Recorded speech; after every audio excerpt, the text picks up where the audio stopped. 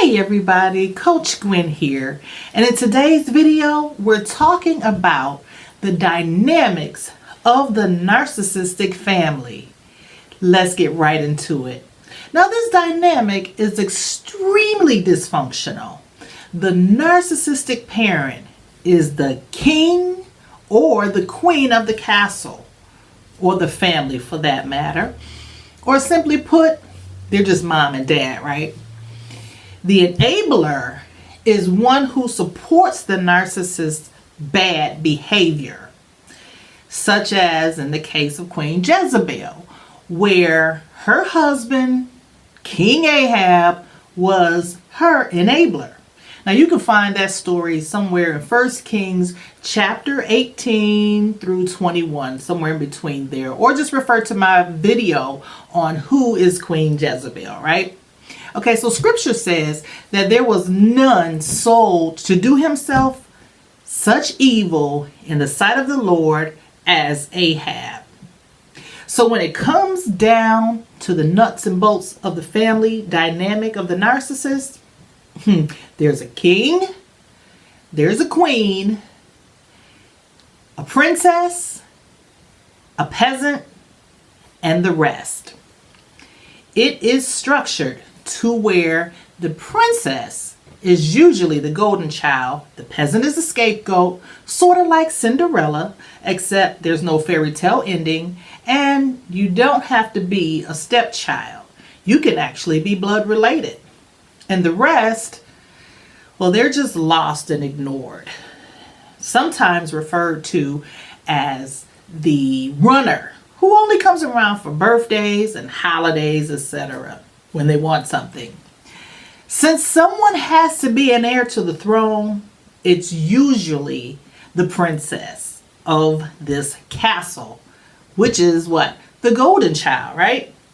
Now, the problem comes in this dynamic when the golden child has been esteemed so highly that he or she hasn't had to work for anything. And they're very reliant, usually heavy upon other family members in that castle in order to care for them.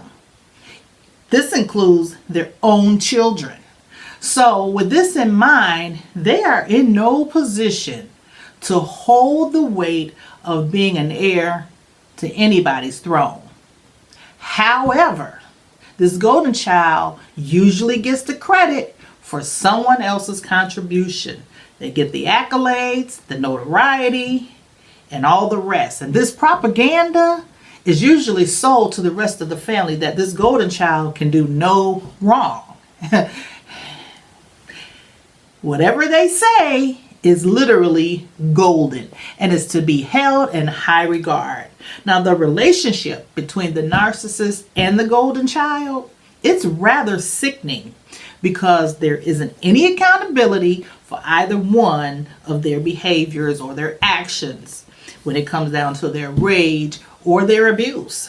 You know, you can call them or go to them and tell them, you know, what they have done, but they'll usually end up with gaslighting techniques just to deviate from the actual truth of what happened.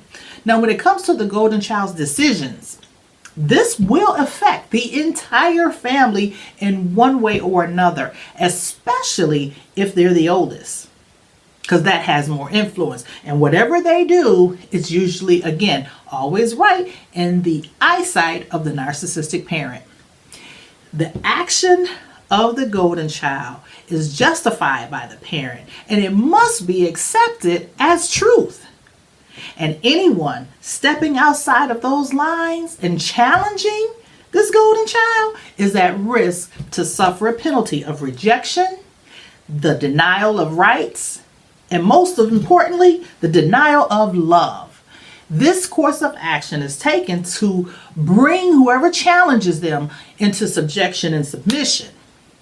This should teach them a lesson to never go against the narcissist again, and to learn how to just go with the flow and leave things alone. Don't blow the whistle. Now this adds to how the scapegoat becomes even more frustrated and decides to rebel and be an outcast.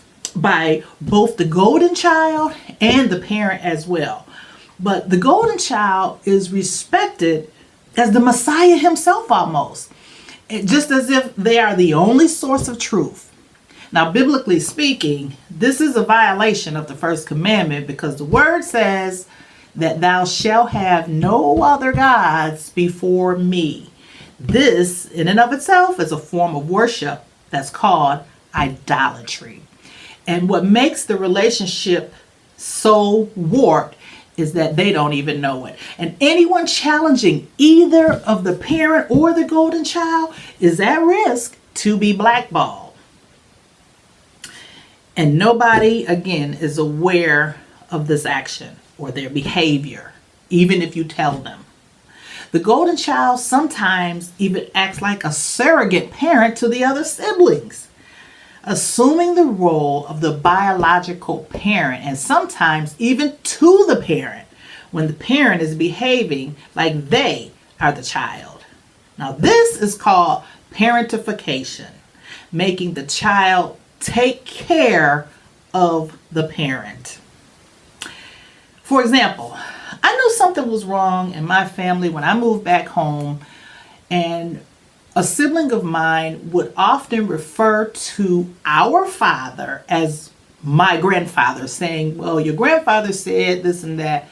And I would have to correct them and say, hey, that is not my grandfather. I'm not your child. I am your sister. And this accident comes when the golden child cannot handle the authority that has been given to them. And they begin to crack under this pressure, not knowing that this is abusive towards them as well. The purpose for the abuse in all situations is to fulfill that narcissistic supply. Your energy works as their source of drugs and their supplier. You are that. The energy, no matter whether it comes from drama, it costs the soul to feed them. As the siblings grow older, the runner, the scapegoat, and all the rest, they may seem to esteem the golden child even higher than themselves. And they might not even realize what they're doing. They're just following a template that has already been set before them. And they will even put the golden child's needs before their very own at times. And these favors, unfortunately, they're never reciprocated. The golden child will often take advantage of the situation and start to lord over the other siblings from a position of power, authority, and a sense of entitlement, and even report back to the parent. They aren't even aware that their abusive behavior has become so significant in their life that they end up adopting this behavior and passing it down to their own children. When the scapegoat tells the king or the queen parent something that the golden child has done to them or someone else, this parent usually immediately either deny it, justify it, or disregard completely what you're saying. The golden child believes that they are so lucky to be so loved by the parents in a most favorable way. But unfortunately, they have adopted this narcissistic personality disorder too, and they don't know it either. A lot of not knowing.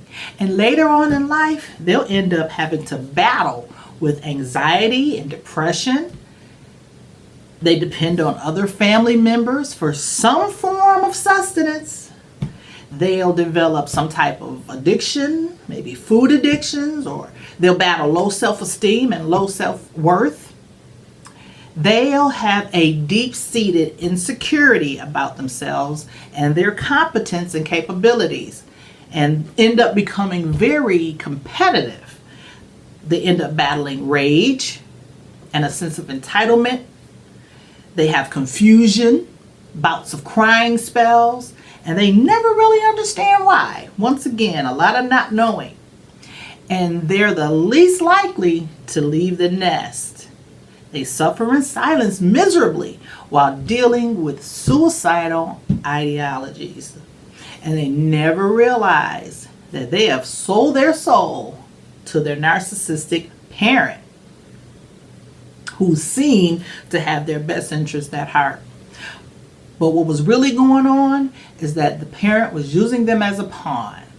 The illusion of this narcissistic family dynamic is to look like they are a close-knit and loving family, right? But at the end of the day, the golden child is used as a miserable extension of the parent and used as a pawn that was pitted against another sibling, because the narcissistic parent thrives off of envious and jealousy. And they were jealous of that relationship all along in the first place. This is called triangulation, right? And when the scapegoat child begins to recognize this and has finally had enough garbage dumped on them, they'll decide to walk away. And then guess what happens?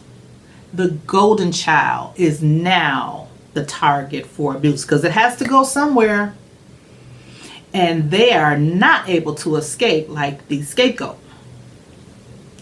Now, if this resonates with you, don't forget to like this video, comment, share, and subscribe to spread the love in the community. And until next time, I'll see you in the next video. This is Coach Gwen, your GPS, getting you positioned for success. Be immensely blessed. I wish you well. God bless.